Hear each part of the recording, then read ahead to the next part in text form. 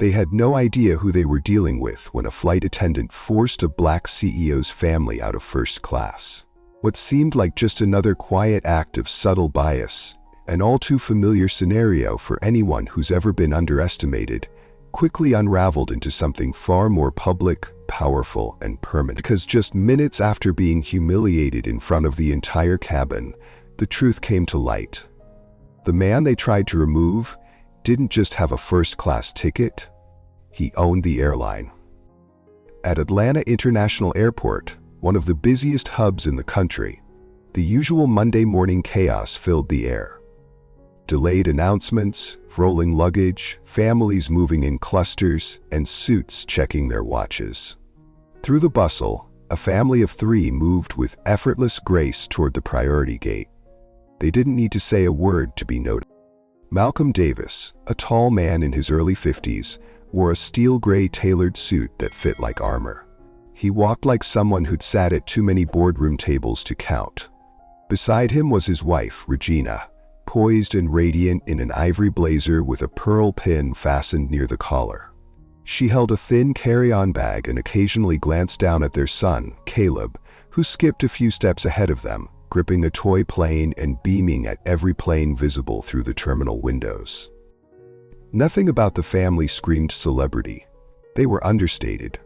But there was a quiet power in how they carried themselves, enough that other passengers glanced at them with a flicker of interest or recognition. A few whispered, "Was he someone they'd seen on a financial news segment or in an article about black-owned business empires?" Meanwhile, inside the aircraft already parked at Gate 47B, Senior Flight Attendant Diane Reynolds reviewed the passenger list from her tablet while sipping coffee in the galley. She was known among staff for running a tight ship, precise, rule-driven, and notoriously particular about her first-class cabin.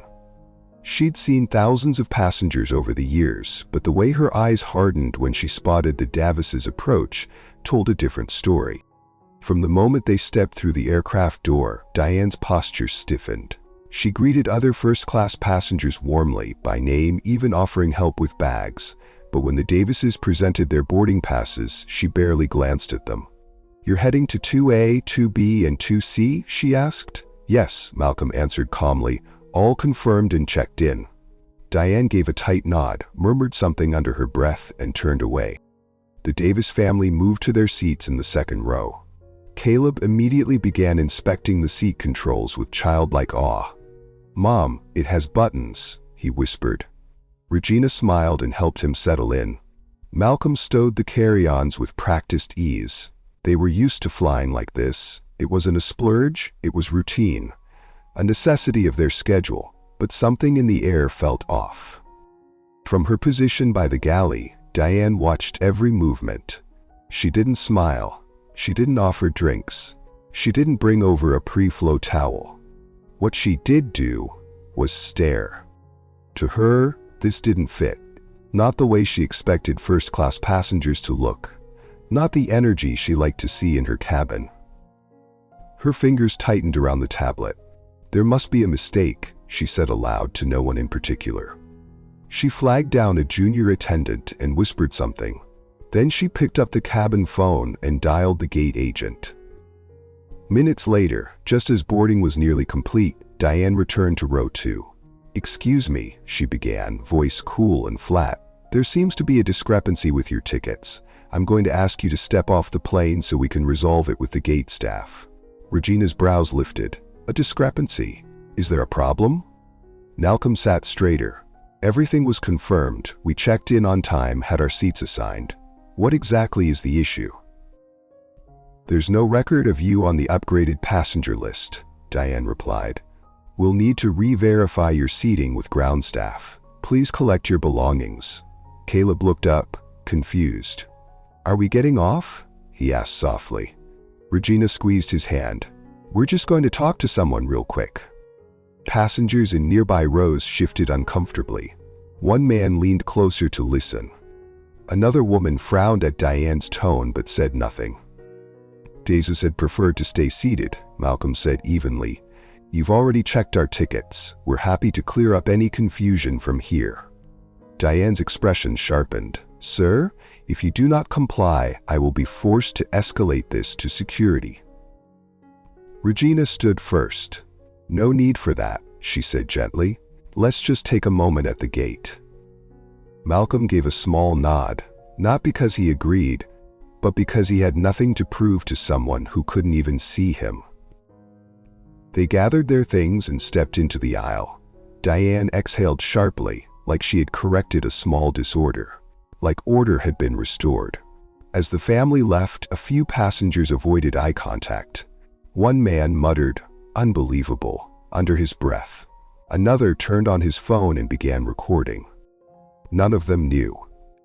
The woman who just forced this family off the plane had no idea that the man she'd dismissed was the primary stakeholder in the airline's ownership group.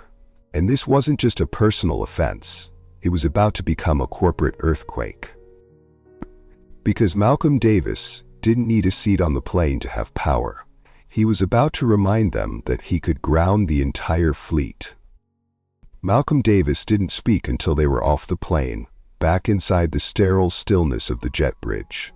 Not because he was angry, though the anger was there, quiet and searing, but because he had been through this before. Because he'd learned that silence, when used right, could be louder than shouting. And at that moment, every word he didn't say was doing the work for him. Regina stood beside him, one hand resting gently on Caleb's shoulder. Her expression was unreadable. Not vacant, not defeated, but composed, as if she'd slipped into the version of herself she kept in reserve for boardrooms and battlefields. A woman who knew that if she cried now, the world would see a stereotype, and if she raised her voice, it would see a threat. Caleb looked between them, frowning. "Are we in trouble?" he asked. Regina knelt, leveling her gaze with his. "No, sweetheart, sometimes when people don't know who you are, they treat you like you don't matter. But you do. You always will." Caleb nodded slowly, still not fully understanding, but sensing the weight of something adult, something unfair. A ground crew member finally approached, looking confused. "Mr. Davis, Mrs. Davis, I'm sorry, there must have been a mistake. Your tickets are completely valid. I don't know why you were asked to leave the cabin." Malcolm responded with a measured calm. "Neither do I, but perhaps your supervisor does." His tone wasn't threatening. It didn't have to be. It had the texture of someone used to people panicking after they realized who they'd just mishandled. Regina pulled out her phone and tapped open an encrypted app. A single line of text was entered, sent, and erased. She didn't look up as she typed. She didn't need to.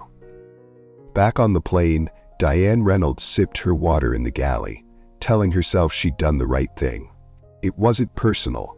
Protocol was protocol. If she'd let anyone challenge the seating chart, she'd lose control of the cabin. Still, something about the man's tone unsettled her. Something about the woman's eyes. And yet she didn't backpedal, didn't even check the manifest again. She simply told herself it was over. She didn't yet know that the real flight had only just begun. Downstairs, as the Davises waited in the private lounge area with bottled water untouched and silence thick in the air, Malcolm checked his watch. 8 minutes, he said. Regina nodded. "They'll move faster than that once the call goes through." Because the Davises weren't just wealthy passengers. Malcolm Davis wasn't a social media influencer. He wasn't a B-list celebrity. He was the principal equity holder of the Davis Fairchild Group, a private equity firm that had recently acquired a controlling stake in none other than Meridian Air, the parent company of the airline they had just been removed from. And Regina wasn't just a CEO's wife. She was the firm's senior legal counsel.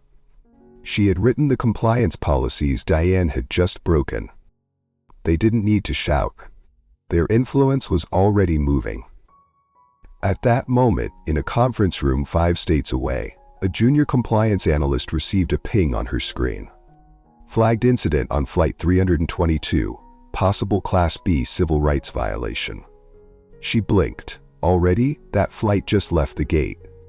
But she didn't question it. She hit forward to the internal crisis team. Within 4 minutes, the incident was escalated. 10 minutes later, the VP of Operations was dialing the direct line of the Regional Director for Cabin Services. 20 minutes later, Diane's name was flagged in the personnel system, and Diane still didn't know. On the plane, a substitute family had been upgraded into the now empty first-class seats. The new passengers were friendly, middle-aged, and white. They smiled gratefully as they accepted champagne and hot towels. No mistakes were made with their names or their boarding passes. But the man in 3C, who had watched the Davises being escorted out, shifted uncomfortably. He opened his email app, stared at the screen, then began to type. "To whom it may concern," he wrote, "I believe I just witnessed a racially motivated removal of a black family from first class." His hands trembled slightly. Angel 5. Meanwhile, Malcolm checked his phone and saw the push notification come through. The firm's internal review team had acknowledged the report. Full review underway. Flight logs, crew behavior, manifest data, all being pulled. Regina took a breath and leaned against the armrest. "You think they'll try to spin it?" Malcolm didn't answer at first, then slowly. "They always do, but this time it's in writing, it's on video, and it's going to the boardroom." Regina smiled, but it wasn't with joy. It was the smile of a strategist who saw the next 10 moves on the chessboard. Caleb looked up at his dad. "Are we still going to see Grandpa?" Malcolm looked at him and softened. "Yes, son, just on a later flight. And maybe on a better one." Upstairs, Flight 322 taxied onto the runway. The sky ahead was clear, but turbulence was coming. Back inside the aircraft, Flight 322 was 30 minutes into the air, gliding at 35,000 feet, drinks poured, seats reclined, and Diane Reynolds finally beginning to relax. Her voice had returned to its usual polished cadence as she explained the menu options to a couple in row 1. Her posture had softened. She believed the worst of the morning was behind her. She had no idea she was now the center of a corporate investigation. While she repeated the dessert choices for a second time, somewhere in a quiet, soundproof office in the airline's regional headquarters, a phone rang with urgency. Cameron Ellis, Vice President of Corporate Risk and Compliance, answered on the second ring. "Ellis." "This is Jennings, Crisis Review," came the voice. "We've received an alert flagged under Tier 1, passenger ejection based on suspected profiling. First class, family of 3, names..." Ellis paused. "As in Davis Davis?" "S," Jennings replied. "That Davis." There was a long silence. "Have legal seen this yet?" Ellis asked. "No flight, but we have video reports surfacing online. 2 passenger emails already, and the flight's lead cabin crew, Diane Reynolds, has been flagged in prior incident logs. Nothing major, but enough." Ellis exhaled. "Run a full workup, passenger logs, crew history, body cam if available, gate audio, and start prepping board notification A." Board notification A was only used for one thing: when the company's C-suite might be implicated in a legal or reputational disaster. Back in the Atlanta lounge, Malcolm was no longer waiting. He was typing. The message was direct, not angry. He didn't need to threaten anyone. He simply detailed what had happened, attached evidence copies of tickets, security footage, timestamps, policy violations, and included a single question at the end of the email. "Do your people always treat shareholders this way?" He hit send. The message pinged straight to the inbox of Meridian Air's Chief Operating Officer, the General Counsel, the Director of Brand Integrity, and most importantly, the CEO, Marla Whitmore. Whitmore was on a video call in New York when the email landed. Within 3 minutes, her assistant slipped her a tablet mid-call, whispering, "We've got something. It's about Flight 322. Marla read the email, word for word. Her posture changed. She didn't finish the call. She ended it, and she called Cameron Ellis herself. By the time Diane returned to the galley, her name had already been added to a growing list in the compliance dashboard flagged "Subject to Immediate Review." Back on the ground, another story was forming. Not from Malcolm, not from legal, but from passengers. A woman in 4A who had seen the Davises escorted out started a Facebook post. "I'm on flight 322 and I just watched a black family get kicked out of first class. They were so calm, too calm, like they'd been here before. And the crew? Cold, unapologetic. Something didn't sit right with me." Her post was shared 26 times in the first hour. By landing, it would be over 400. And yet Diane still had no idea. To her, it had gone smoothly. No yelling, no scene. They left, she maintained control. That's what mattered. Until her supervisor's voice came crackling through the cockpit comm. "Reynolds, we need to speak with you immediately after landing." The tone was unusual, formal, not standard procedure. Her stomach dropped, but she replied with her usual clipped professionalism. "Understood." Meanwhile, Malcolm received a response from the chief operating officer within the hour. "Mr. Davis, first and foremost, on behalf of the entire executive team, allow me to extend my personal apology. What happened to you and your family was inexcusable. We are investigating this incident immediately and without delay. Please know that the actions taken by our cabin crew do not reflect the values or the standards we expect from Meridian Air. We would also like to request a private conversation to hear your experience directly." Malcolm showed the message to Regina, who gave a single nod. "They're not reaching out because of what they saw," she said. "They're reaching out because of who you are." Malcolm leaned back in the chair. "Let's give them both, the story and the status, and we'll see which one they actually hear." By the time Flight 322 landed, an internal alert had been circulated to all regional team leads. "Delay suspension of protocol pending review, delay, next, Diane Reynolds, assignments until post-investigation outcome." Diane's shift ended with clipped answers and a manufactured smile. But as she stepped off the jet bridge and spotted 2 compliance officers waiting for her, she finally understood. This wasn't over. Not even close. What began as a quiet, calculated decision in a cabin at 35,000 feet had now ignited a storm that no airline spokesperson could contain. Diane Reynolds had stepped off Flight 322 believing the worst was behind her, only to be met with 2 compliance officers holding clipboards and calm, unreadable expressions. What followed wasn't a conversation, it was a documentation session. Every sentence she spoke was transcribed. Every pause, every shift in her eyes noted. Back at Meridian Air's Atlanta Regional Headquarters, crisis response protocols had entered Phase 2. Malcolm Davis's email had detonated a chain of accountability the airline could no longer walk away from. This was no longer about one passenger's complaint, it had become a reputational crisis. Within 24 hours, Diane was placed on administrative leave. The union got involved as expected. Her representative pushed back with terms like miscommunication and procedural clarity.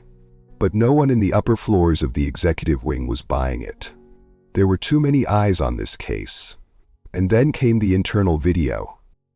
One of the security cameras inside the jet bridge, typically used only for incident review, showed clear footage of Malcolm, Regina, and Caleb being approached by Diane with a clipboard and an attitude. There were no raised voices, no confusion from the Davises, just calm resistance met by escalating defiance. The body language said everything. It wasn't a misunderstanding, it was profiling. The footage was time-stamped, cross-checked, labeled for internal review. But as with most things, it didn't stay internal for long. The leak happened on a Friday night. At first, it was a low-resolution clip posted anonymously on a message board frequented by airline employees. Then it migrated to a Facebook group called Flying While Black, where it was viewed 80,000 times in 6 hours.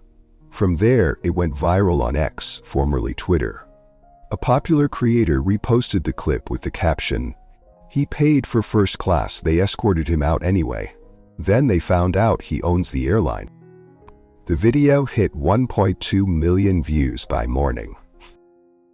The next day, a national news outlet picked up the story. By Sunday, it had made the evening news. And by Monday, Meridian Air stock had dipped 7% in early trading. Inside the executive boardroom, damage control turned into damage confession. The board of directors met in a closed-door session, and for the first time, names were named. Malcolm Davis, Regina Davis, the Davis Fairchild Group. "We can't afford this kind of exposure," one board member said, slamming a copy of the printed email on the table. "This wasn't just poor customer service. This is textbook discrimination, and we've got a man who can pull our funding if he wants." Someone else chimed in. "It's not just him. Every civil rights group is watching us now.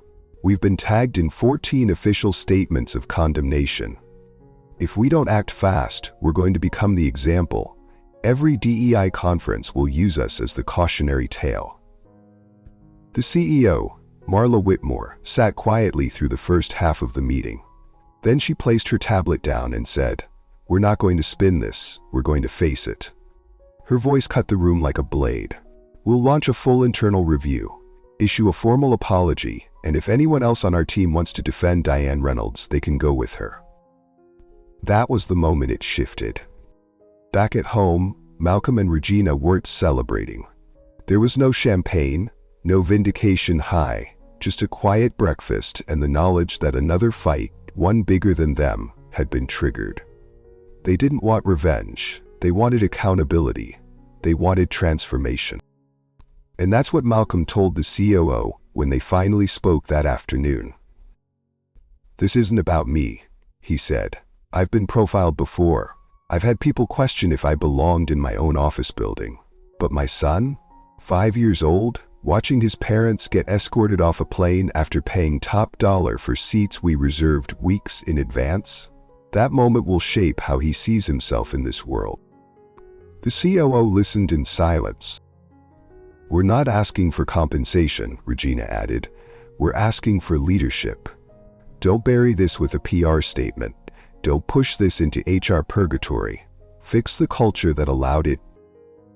Later that night, the airline released a statement.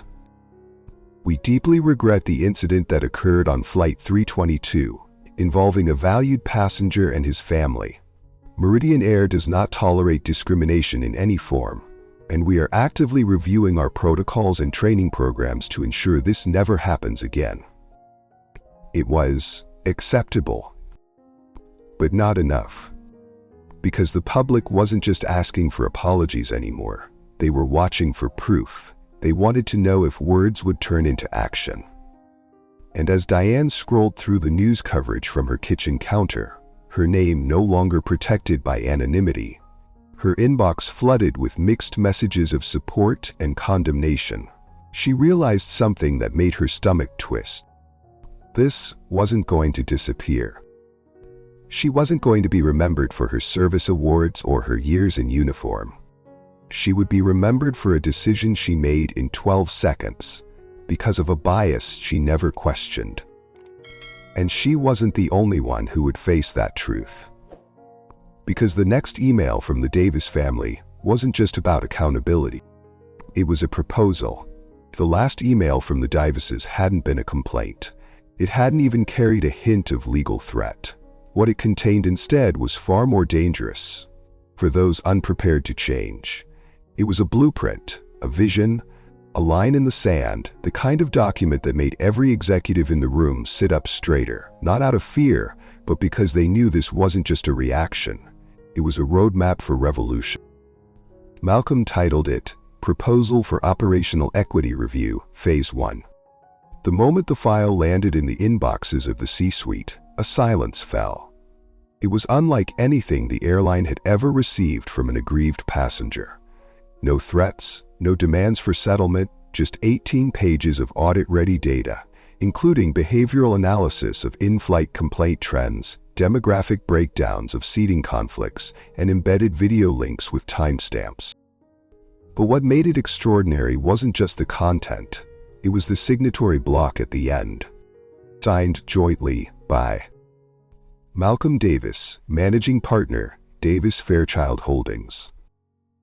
Regina Davis, Chief Legal Counsel, DF Equity Division. The airline didn't know how to respond, not at first, because they weren't being asked to apologize again. They were being asked to open their doors to scrutiny, to structural reform, to an external audit they wouldn't control. "This is bigger than PR," one executive whispered. "This is a call-out wrapped in a consulting package." But it was Regina's cover letter that turned heads. You don't need a social media apology tour. You need a mirror and the courage to look into it. "This is your mirror. We're offering to hold it up. Whether you flinch or not is up to you." It hit harder than any op-ed, and it was followed almost immediately by a curveball no one saw coming. The Davises declined the airline's private meeting request. Instead, they copied their proposal to the Department of Transportation's Civil Rights Division and the Congressional Subcommittee on Aviation. That changed everything. Because now it wasn't just a company crisis, it was a federal conversation. And just when executives thought things couldn't spiral further, another email came in. This one from the office of Congresswoman Elena Ruiz, chair of the Aviation Oversight Committee. "We're aware of the incident on Flight 322 and the subsequent equity proposal filed by Mr. and Mrs. Davis. We are requesting a closed-door briefing with your senior leadership next week to discuss ongoing compliance with Title VI and 7A of the Civil Rights Act." Suddenly, the problem wasn't a suspended flight attendant. It was systemic culture. The airline scrambled. Internal DEI teams were reactivated. Archived complaints were reopened. Staff training modules were overhauled. But behind all the panic, a shift was taking place, one that had been waiting far too long to happen. And at the center of it was a calm, brilliant black couple who never raised their voice once, who didn't need hashtags to go viral, just facts, just vision, just credibility. Inside their home office, Malcolm looked over at Regina as she prepped a slide deck for the congressional team. "You think they'll listen?" he asked. Regina didn't look up. "They're already listening. Now let's make them hear us." Meanwhile, back at Meridian HQ, the CEO, Marla Whitmore, called an emergency board meeting. This time, it wasn't about Diane or PR. It was about survival. "Let me be clear," Marvel said, her voice cutting through the room. "If we don't partner with them, we will lose our credibility with regulators, our footing with shoulders, and our standing with the public. What they've sent us is not an attack. It's a gift, wrapped in hard truth. And I suggest we accept it before someone else mandates it." There were murmurs, resistance, but no one dared to oppose her directly. 1 week later, the airline issued a second public statement.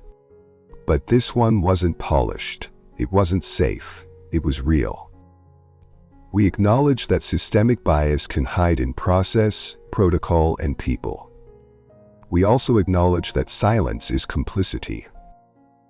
Therefore, Meridian Air is proud to announce the launch of its Equity and Inclusion Reform Task Force, led in collaboration with Davis Fairchild Group. This isn't a rebranding, it's a reckoning." The internet reacted in waves. Some were skeptical, others inspired, but all were watching. And in the midst of it, Diane Reynolds watched the announcement from her living room. She wasn't in uniform anymore. She had no clipboard, no crew to command, just a screen and the bitter truth that her actions had become a case study in how not to serve. Meanwhile, Regina stepped out of a black SUV and walked into the Department of Transportation's federal headquarters. Dressed in a soft dove-gray suit, hair pulled into a sleek twist, eyes calm but unshakable. She wasn't just here to fix one flight. She was here to realign an industry. She wasn't just here to fix one flight. She was here to realign an industry. When Regina Davis stepped into Meridian Air's corporate headquarters, She wasn't there as a disgruntled customer or even a legal consultant. She walked into that boardroom as the woman who now held a mirror to the entire executive branch. And for once, they didn't blink. The tension was visible. Tightened shoulders, sidelong glances, laptop slightly nudged forward as if to hide discomfort. There were no catered pastries, no warm introductions, just water, notepads, and the heaviness of consequence.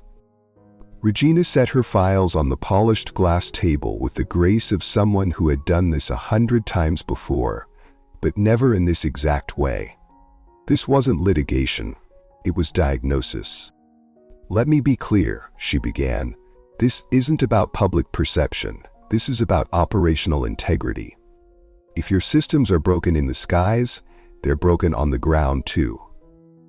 No one interrupted, not even the CFO, who earlier had scoffed at the proposal's language. Now he just listened, pen in hand. Malcolm stood beside her, not to overshadow, but to witness. He wasn't there to speak unless necessary, and that in itself was power. Regina flipped to a slide labeled 3 points of rot. 1. Bias in cabin protocol execution. 2. Lack of disciplinary consistency for staff misconduct. 3. Opaque complaint resolution structures. Each one of these, she said calmly, has cost your brand more than bad press. It's cost you talent, loyalty, future partnerships, and unless addressed now, it will cost you your reputation entirely. A silence passed like a pressure drop before the storm. Then, from the far end of the table, came a voice. "I appreciate the analysis," said Greg Halston, COO. "But let's not pretend like this is isolated. Every airline deals with this. Are we really supposed to let one incident rewrite our entire operational code?" Regina turned toward him, not with hostility, but precision. "This isn't about one incident. This is about one too many." She paused. "You want to treat this like turbulence, but this is structural failure, and you don't patch cracks in a wing mid-flight. You ground the plane before it breaks apart." The room went still. Then came the moment that changed everything. From a tablet Regina brought, she played a 47-second clip, internal footage, audio from a separate complaint filed 6 months earlier, where another passenger of color was quietly moved to coach for balance issues, though their seat assignment was valid. The recording caught the whisper between crew members. "Let's move her, she's drawing too much attention in row 1. The video ended. No one spoke. The CEO, Marla Whitmore, leaned forward. "How many more are there?" Regina looked up. 8 more this quarter, 6 last year. But that's just what was caught. How many weren't?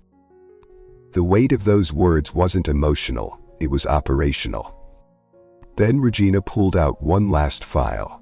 Not a lawsuit, not an invoice. An offer. The Meridian Reformation Plan. A joint initiative between Davis Fairchild and Meridian Air, one that would create a transparent escalation protocol for in-flight incidents. Implement quarterly bias training, co-led by third-party experts and customer advocates. Build a public-facing accountability dashboard with passenger feedback metrics. Introduce a mandatory 24-hour review hold on staff promotions for any employee under open discrimination investigations. But most daring of all, a standing seat on the airline's oversight committee, reserved for an external equity advisor, unaffiliated with the airline or its partners.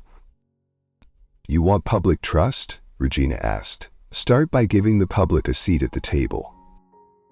There was a beat of stillness before Marlo nodded once. "We implement all of this, immediately." The vote wasn't unanimous. Greg Halston resisted. "If we do this, we're going to start a precedent. Other airlines will follow. You realize that, right?" Malcolm finally spoke.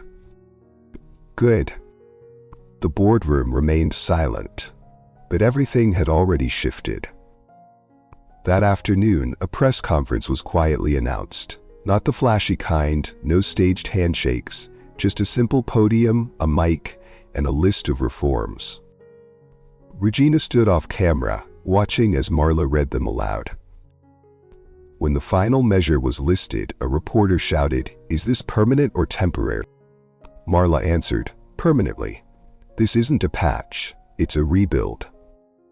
Meanwhile, Diane Reynolds sat at home, watching the live stream on her phone.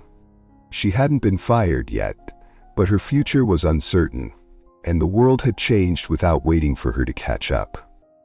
Caleb, now curled up beside Regina that evening, looked up and asked, "Mom, are they going to be nicer now?" Regina smoothed his hair.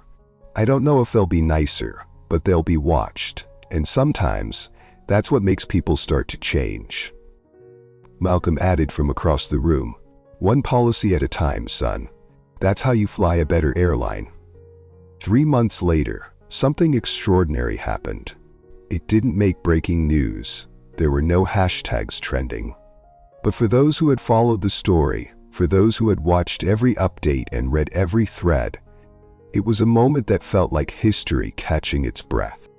A new training center opened on the west campus of Meridian Air's headquarters.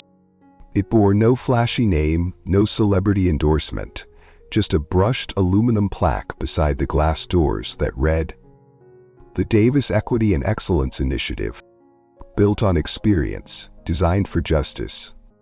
Inside, a group of new flight attendants sat in a circle of chairs, not at desks. They weren't learning how to stow luggage or serve champagne. They were learning how to see, how to unlearn, how to pause before judgment. At the front of the room stood Regina Davis, not as a guest, but as a founding instructor. She didn't speak first. She let a former passenger, a Latina woman who had once been humiliated in front of her daughter over a seat mislabeling, share her story. The room was quiet, and afterward, Regina simply said, "You can't serve the skies if you don't recognize the people in them." The program was mandatory for all crew, old and new. It wasn't a workshop, it was culture shifting. Meanwhile, Malcolm had resumed his quiet work at Davis Fairchild Holdings. No press, no follow-up interviews. But behind the scenes, the firm began quietly investing in other transportation companies, only those that met newly codified equity benchmarks. Standards inspired by what had happened aboard Flight 322, and what had happened after. The real change wasn't just in Meridian Air's policies, it was in their posture. Monthly reports were now public. Anonymous passenger complaint resolutions were reviewed by a third-party advisory board. Promotion rates of underrepresented crew were tracked and improved. Most importantly, passengers began noticing. A mother flying alone with her son was greeted by name and offered help before asking. A black veteran in uniform was upgraded without being questioned. A trans woman in row 1 was asked if she felt safe, rather than watched like a security threat. None of these moments made headlines. But together, they meant something. For Caleb Davis, now 6.5, it meant looking out the window of a plane without wondering if someone would ask him why he was there. It meant walking through airports and watching his parents being treated not just with respect, but with recognition. It meant, for the first time, seeing the world not as a battlefield, but as a runway.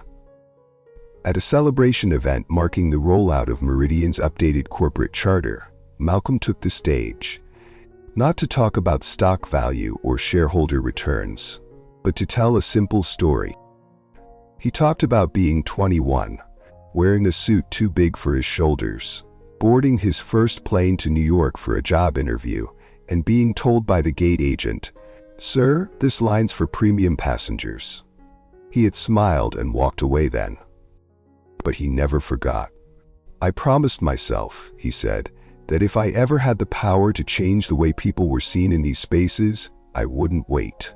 He looked at Regina in the crowd, then down at Caleb seated beside her. "This is what happens," he said softly, "when we don't wait." That speech was never televised, but a crew member posted a clip to her Instagram that went viral overnight. One comment under the video read, "The sky feels different now, like maybe it's big enough for all of us." And maybe that was the real victory. Not just the policy changes, not just the leadership shifts, but the quiet revolution. One built not on shouting louder, but on standing taller. One that started with injustice, but ended with reinvention. One that reminded us all that equity doesn't mean giving someone a seat. They paid for that. Equity means no one gets to question why they're sitting there. Regina stepped off a plane one evening, alone for a change. A young attendant, no more than 23, whispered as she passed, "Thank you for making it better for people like me." If you've ever been made to feel like you didn't belong, even when you did everything right, you know how much that small moment means. Because every small change matters, and every time someone speaks up, they hold the door open for the next person. If you believe the skies should belong to all of us, regardless of what we look like, how we dress, or where we come from, drop a comment below, share this story, and subscribe to Justice Stories. Let's make sure stories like this don't just end, they build something new.